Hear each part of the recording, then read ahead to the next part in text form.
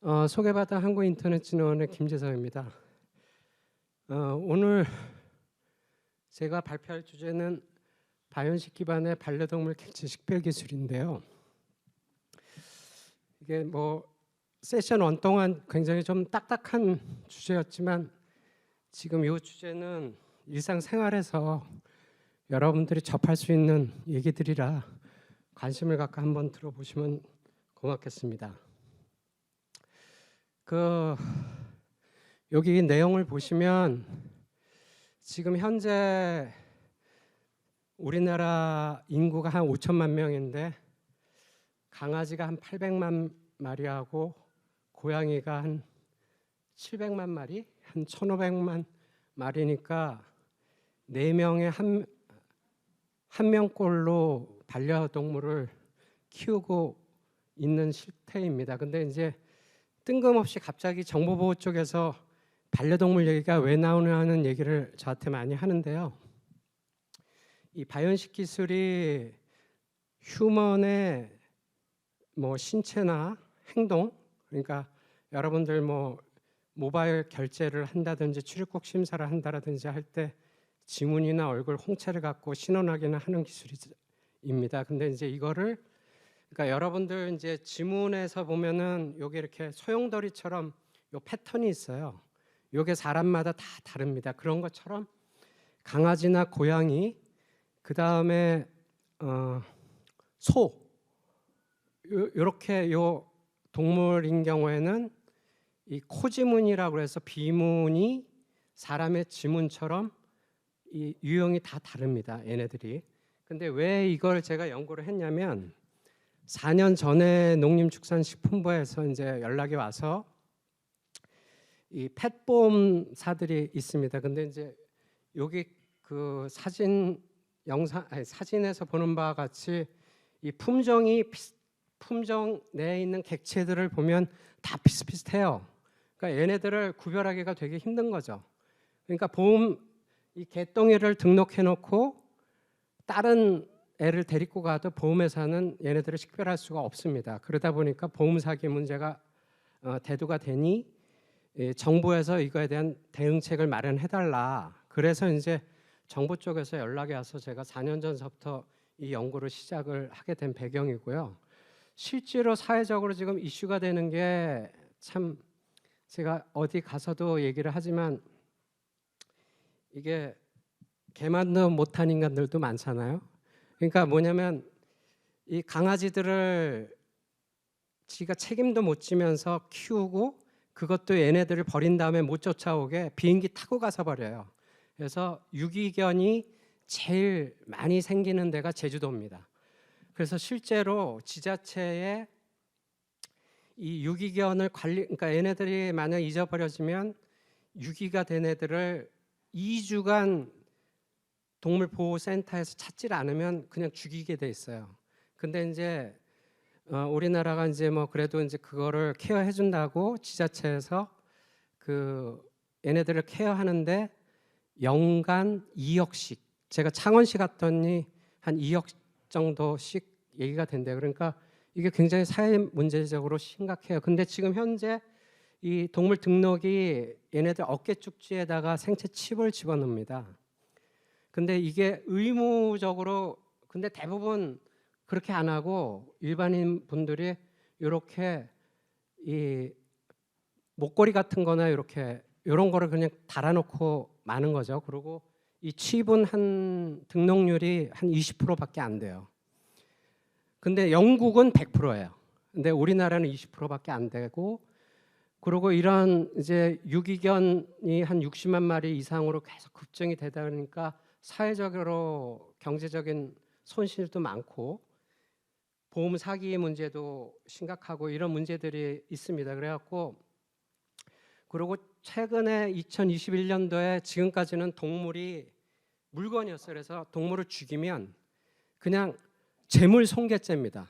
근데 이 법이 발동되고 나서 동물은 물건이 아니기 때문에 생명체이기 때문에 동물을 죽이면 이제 벌금이나 형사적인 입건도 가능하게끔 법적으로 돼 있는 상태입니다. 그래서 이제 요게 그러던 찰나에 이제 한 몇 년 전서부터 우리나라 팩 기업들이 생기고 저도 이제 이쪽 이 바이오메트릭 쪽에 대한 연구를 하다 보니까 얘네들의 유일성이 뭔가를 찾아봤더니 코가 가장 신체 부위에서 유니크니스가 좋더라라는 것을 발견을 했고요. 그래서 이제 이 표준을 먼저 만들었어요. 그래갖고 제가 사실은 2019년도서부터 2021년 12월 달까지 춘천의 강원정보보호지원센터장을 하고 있었을 당시 때 행안부 도전왕국 시범 사업의 일환으로 이제 반려동물 이 동물 등록 방식 개선 및 유기동물 예방에 관한 정부 시범 사업을 시작을 했습니다. 그래서 그거를 위해서 이 표준을 만들었어요. 그래갖고 이 요 당시 때는 반려견의 비문하고 반려견의 얼굴 영상을 갖고 얘네들을 식별하는 걸 한번 테스트를 해보자라고 이제 해서 2021년 12월 달에 바이오인식 기반의 반려동물 개체 식별용 DB 구축 지침 표준을 만들어서 그 표준에 따라서 춘천시의 반려견 한 500마리의 코지문하고 안면 영상 정보를 DB로 구축 작업을 시작을 했습니다. 그래서 그 내용을 잠깐 살펴보게 되면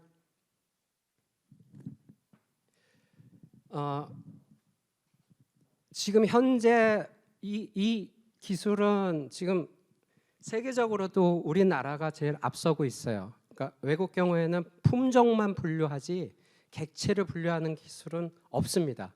그래서 굉장히 제가 보는 관점에서는 블루오션이라고 생각을 하는데, 그래서 지금 현재 방식으로는 우리나라의 팩기업들이 두 가지 방식으로 얘네들 영상을 촬영을 하고 있어요. 첫 번째는 비접촉식으로 해서 스마트폰으로 이제 개 코를 찍어주는 겁니다. 개 코하고 개 얼굴을 찍는 거고, 또 하나는 지문업체인 유니온 커뮤니티라는 데서 접촉식으로 해갖고 코에다가 직접 스캐너를 이렇게 대는 거예요. 그래서 영상 이미지를 직접 채취하는 방식인데, 이게 알다시피 이 개나 고양이나 사람하고 대화를 할 수가 없잖아요. 가장 궁극적으로는 이 챗봇 인공지능이 얘네들하고 대화할 수 있는 영상 번역 언어 번역기를 만들어주면 좋겠죠. 근데 이제 뭐 그건 좀 요원한 얘기고, 물론 가능할 거는 같아요. 제가 볼 때 하여튼 얘네들의 문제는 대화가 사람하고 안 되다 보니까 협조가 안 됩니다. 우리가 예를 들어서 인천공항에 가서 출국을 하려면은 여권을 넣고 지문하고 얼굴을 찍잖아요. 그렇지만 얘네들은 뭐 먹이 준다고 해도 귀찮아 죽겠는데 코를 들이대라고 그러면 들이대겠나요? 그러니까 이 영상 촬영이 굉장히 관건입니다. 그래서 여기서부터 시작인데, 그때 이제 이 표준 규격으로 요와 같은 그 영상 측정하는 가이드라인을 이제 만들었습니다. 그래서 픽셀은 5메가픽셀 이상이어야 되고, 뭐 센서 사이즈, 조리개 값, 뭐 레졸루션, 셔터 속도 이런 거를 어느 정도 이렇게 표준적으로 해서 촬영을 해라.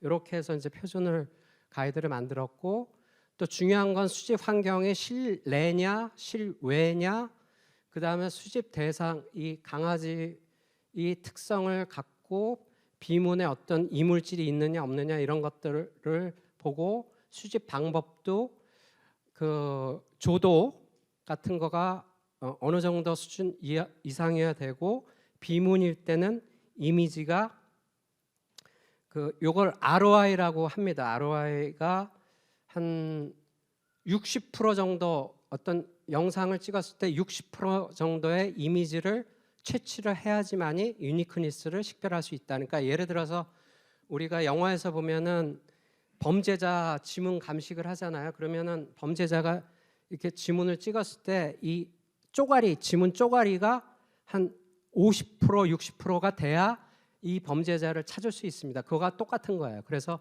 한 60% 정도의 코지문의 영상을 채취를 해라. 그렇게 해야지만이 얘네들을 객체 식별할 수 있다라고 생각이 됩니다. 그리고 그거를 DB화 시키는, 그러니까 궁극적으로는 제가 생각하는 거는 농림부를 통해서 강아지하고 개한테, 고양이한테 쉽게 얘기해서 주민등록증을 만들어주고 싶은 거예요, 저는. 그래서 그런 작업이 이제 진행이 될 것 같고, 좀 이따 말씀드리겠지만 정부도 이제 굉장히 좀 심각성을 좀 느꼈어요. 그래갖고 이따 그거는 또 말씀드리겠습니다. 정부 정책에 대해서. 그래서 쉽게 얘기해서 이제 우리 사람인 경우에는 지문에 대한 그 DB를 행안부가 다 관리를 하고 있잖아요. 그와 똑같이 강아지에 대한 이런 그 생체 정보 DB를 농림부가 관리하라는 거죠, 저는. 그렇게 해서 얘네들 출생서부터 입양시키고 그 진료하고 사망했었을 때 관리를 해주자는 거예요, 국가가. 그래서 이런 DB에 대한 표준적인 이 데이터 포맷도 정의를 했고요. 그래서 아까 말씀드린 것처럼 행안부 정부 시범 사업의 일환으로 그 테스트를 하기 위해서 이게 2021년 10월 달에 제가 춘천시하고 기사 강원정보보호지원센터하고 한국바이오인식협의회, 그다음에 펫기업, 그 반려동물 협동조합 전문가 수의사들하고 해갖고 가칭 바이오인식 기반의 동물 등록 시범사업 추진단을 구성을 했습니다. 그래갖고 요게 이제 정부 시범사업 내용이고요. 그래서 요와 같이 촬영을 했습니다. 그래서 얘네들은 이제 영상을 이렇게 다각적으로 찍어야 되기 때문에 원래는 좀 예산이 많았으면은 스튜디오처럼 해갖고 강아지를 가운데다 두고선 360도로 카메라가 휙 돌아갖고 이렇게 촥촥촥촥 찍으려고 했는데 그 촬영 장비 비용 때문에 제가 이제 이 뭐죠 이게 부채꼴처럼 스마트폰을 8대를 이렇게 부채꼴처럼 이렇게 붙였어요. 그리고 가운데 요게 마스터 스마트폰이고 요게 슬레이브예요. 그래서 요 마스터의 코에 가이드를 둬갖고 여기에다가 강아지가 코를 이렇게 근접을 시키면 이 마스터가 착각착각 해갖고 다른 7대 카메라가 영상을 같이 찍어주는 거예요. 그러면 각도가 다각적으로 찍히는 거죠. 근데 문제는 아이디어라긴 좋았는데 이게 협조를 못 해줘요. 그러니까 강아지가 이렇게 아무리 주인이 견주가 이렇게 하더라도 먹이 주더라도 조그만 놈들은 코를 붙잡아 갖고 이렇게 찍으면 되는데 뭐 그 큰 강아지들 대형 견인 경우에 협조가 안 되죠. 그래서 촬영하는데 되게 어려움이 있었습니다. 그래서 이제 이해 같은 데에서 이제 뭐 행사도 하고 애완 미용 학원, 막 애견 카페, 뭐 길거리에서 산책로에서 이렇게 해갖고 500마리를 다 찍어서 이거를 이제 이 DB 구축을 해서 이제 이 등록을 하고 예를 들어서 춘천시에 유기견이 있으면 이제 여기서 찾을 수 있게 그렇게 이제 DB를 구축하고 조회하는 시스템도 만들어졌고 펫기업 2군데 기업이 제공한 그 비문 알고리즘하고 안면 인식 알고리즘을 바이오인식 협의회 요 바이오인식 협의회라는 거는 과기정통부 산하의 비영리 사단법인입니다. 그래서 제가 수석 부의장으로 돼 있고 의장은 그 인하대 김학의 교수님으로 되어 있습니다. 그래서 이제 같이 공동으로 이 성능 테스트를 했어요. 가장 중요한 거는 정확도 테스트입니다. 그래서 100번 내가 등록했으면 100번 얘를 식별할 줄 알아야 되기 때문에 그거에 대한 성능 테스트를 했더니 영상을 채취하는데 좀 어려움이 있었지만 이 펫기업이 일부 또 촬영한 DB를 같이 활용을 해서 테스트를 해봤더니 정확도가 90% 이상은 나왔어요. 그래서 쓸만은 하더라. 아직은 더 개선을 해야 되는데 쓸만은 하더라. 그리고 지금 사람에 대해서 지문, 얼굴, 홍채에 대해서 기사에 한국 바이오인식 시험정보센터에서 가이드를 주는 거는 에러율이 1%입니다. 휴먼은. 그러니까 이제 동물은 한 10% 정도로 저는 생각을 하고 있어요. 오류율이 10%. 한 90% 정도면 그래도 얘네들을 국가가 좀 개런티 해줄 수 있다라고 저는 생각을 하고 있습니다. 그리고 이거는 지금 뭐 논문적으로나 어느 나라에서도 한 사례가 없습니다. 이렇게 해서 테스트를 했고 그거에 대해서 좀 더 구체적으로 표준을 시험 지침을 지금 올 말까지 제가 개발을 해서 TTA 표준으로 개발할 예정입니다. 그리고 이 또한 2020년도에 ITU-T SG17의 퀘스천 10의 국제 표준으로 제안을 해서 올 8월 말에 우리나라 일산 킨텍스에서 이 국제 표준화 회의가 있어요. 그래서 아마도 이때 세계 최초로 이게 국제 표준이 채택이 될 것 같아요. 그래서 이 당시 때 제안할 때 굉장히 외국에서 센세이션 했습니다. 그래서 미국하고 영국은 저한테 얘기한 게 개체수 많은 소돼지를 하지 왜 강아지하고 고양이를 하느냐. 그랬더니 또 저쪽에 있는 독일에는 그 종자 관리해야 된다. 말서부터 하자. 그리고 또 저쪽에 있는 태국하고 태국하고 아프리카에서는 자기 나라에서는 교통수단으로 코끼리하고 뱀이 있다. 그러니까 코끼리 코서부터 하자. 그래갖고 일단 사람하고 가까운 개서부터 하자 해갖고 이제 반려동물로 펫애니멀로 시작을 했습니다. 그래서 넥스트는 뒤에 말씀드리겠지만 말입니다. 말. 개, 고양이 다음에는 제가 말에 대한 연구를 지금 시작을 했어요. 그래서 이제 제가 이제 앞으로 할 거는 개하고 고양이 다음에 말을 연구를 하려고 합니다. 그래서 전번에 국제 회의 때 외국애가 내가 말을 하겠다 했을 때 그 다음에는 뭐 할 거냐. 그래서 제가 얘기를 한 게 인류가 못된 짓을 많이 해서 동물이 다 죽고 있다. 그러니까 멸종 동물인 고음을 살리기 위해서 북극을 가겠다고 제가 얘기를 했어요. 물론 가능성이 있는지 모르겠어요. 그래서 하여튼 그런 생각도 제가 갖고 있고 그래서 지금 올해서부터 스타트를 했는데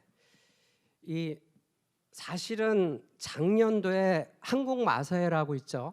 한국 마사회라고 있는데 작년도에 마사회가 이제 경마대회를 해서 배팅을 하잖아요. 근데 지금 현재는 말의 경주마가 뛸 때 수의사가 얘네들의 이 식별 정보를 눈으로 육안으로 보고 네가 뛰어 뭐 이렇게 하나 봐요. 근데 이게 잘못해서 실수인지 뭐 어떻게든지 잘못돼 갖고 말이 바꿔치기가 된 겁니다. 그래서 그 말이 꼴찌가 돼 갖고 재판이 걸리고 난리가 났어요. 그래서 이제 마사회 법이 있어 갖고 마사회 법에 경주를 할 때 말의 개체를 식별을 할 것 해갖고 법적 조항이 생겼나 봅니다. 그래서 이제 그 연구를 마사회하고 제가 이제 시작을 했어요. 그래서 일단 얘네들 근데 이제 개하고 좀 다른 게 이 개하고 고양이는 코에 지문이 있지만 얘네들은 지문이 없어요. 코 지문이 없어요. 그러니까 얘네들 코에는 그러니까 혓바닥처럼 민들민들합니다. 부위가. 그리고 얘네들은 특이한 거는 여기 사진이 좀 작아서 그런데 이 말갈기라고 해요. 얘네들 이렇게 말 털뿌리라고 하나요? 이 신체 부위. 이 털뿌리하고 그 다음에 여기 우리로 따지면 인중 이쪽에 있는 점들 이게 하얀 점, 뭐 노란 점, 뭐 이런 거 뭐 이렇게 신체 부위가 20가지가 다 다르답니다. 얘네들이. 그래서 그걸 갖고 수의사가 이렇게 보고 아 얘는 스텔라 A구나, 얘는 B구나 이렇게 식별을 해왔던 거예요. 그래서 일단은 지금 제 생각에는 수의사가 실수를 덜 할 수 있게 그거를 식별하는 정보를 여기 마사에서는 라벨링 정보라고 하더라고요. 라벨링 정보. 그래서 우리가 이제 소 같은 거 왜 한우 1등급, 2등급 이러잖아요. 그리고 우리가 그 뭐죠? 저기 레스토랑 가서 그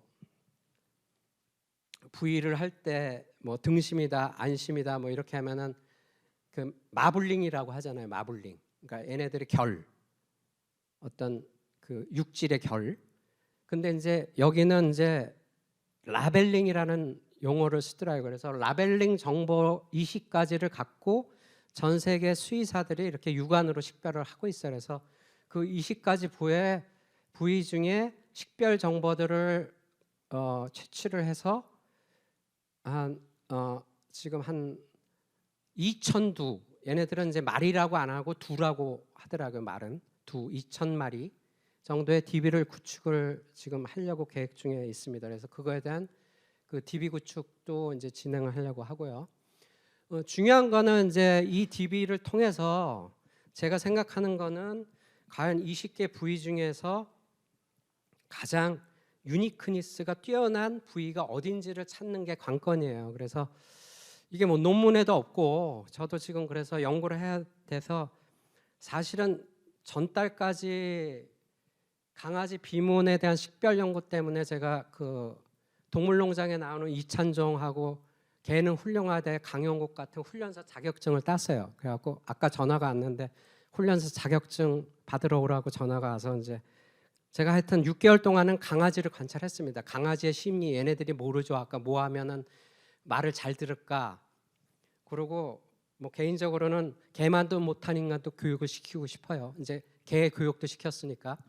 근데 이제 이 말에 대한 이제 연구를 하기 위해서 다 이달 말서부터 이제 승마를 배우기로 했습니다. 마사회가 지원을 해줘서. 그래서 말을 하는데 이제 말은 이 강아지하고 달리 근접 촬영이 힘들어요. 이놈들은 익숙하지 않고 낯선 사람이 오면 이게 귀가 이렇게 적혀지면서 확 물어버린답니다. 그리고 그래도 자꾸 근접하고 귀찮게 구리면 앞발하고 뒷발로 치면 여기 갈비뼈가 다 부서진대요. 그래서 수의사도 반경 2m 이내에서 촬영은 굉장히 금지를 하고 있답니다. 그래서 굉장히 또 힘이 좋잖아요, 이놈들이 말이.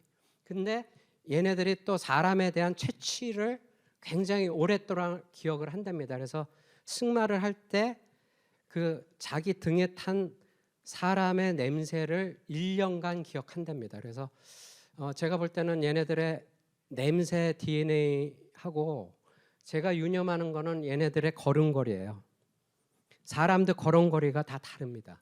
그래서 가칭 호스 바이오메트릭 터널을 만들어서 얘네들 인천공항이나 말을 타고 말을 이렇게 보낼 때 터널에 쓱 지나가면서 얘네들을 이렇게 촬영을 하는 거죠. 그래서 그런 거를 지금 내년부터 마사야하고 연구를 지금 하려고 생각 중입니다. 그리고 또 하나는 이제 강아지 개에 대해서는 좀 일진보 해갖고 얘네들을 음향적으로 치료할 수 있는 방법이 없을까 그래갖고 어떤 사운드를 틀어주면 강아지 경우에는 어떤 특정한 주파수 대역일 때는 굉장히 온순해지고 고양이 경우에는 더 독특한 게 어떤 주파수를 틀어주면 얘네들이 스트레스 받으면 방광염이 생기는데 그게 치료가 된 게 그 병리학적으로 입증이 됐습니다. 그래서 이런 연구도 좀 하고 그 다음에 얘네들 뭐 심전도 뭐 이런 측정도 하고 대통령이 애가 없죠. 그래서 강아지를 엄청 좋아합니다. 강아지를 엄청 좋아합니다. 그래서 전번에 비문 그거 할 때 시연할 때도 한번 왔었고 그래서 제가 농림부한테 지금 제안을 했고 그 다음에 여당 야당이 유일하게 안 싸우는 게 동물입니다. 동물.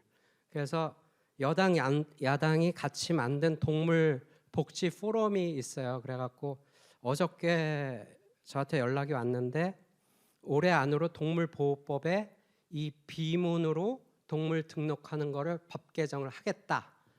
그래서 그거를 법 개정을 할 때 국민이 안전하게 쓸 수 있는 안전장치를 마련할 수 있는지 그래서 내년도에는 아마 그런 연구를 좀 해서 이 기술이 아마 일반 시민들이 사용할 수 있게끔 좀 하려고 생각 중에 있습니다. 그리고 궁극적으로는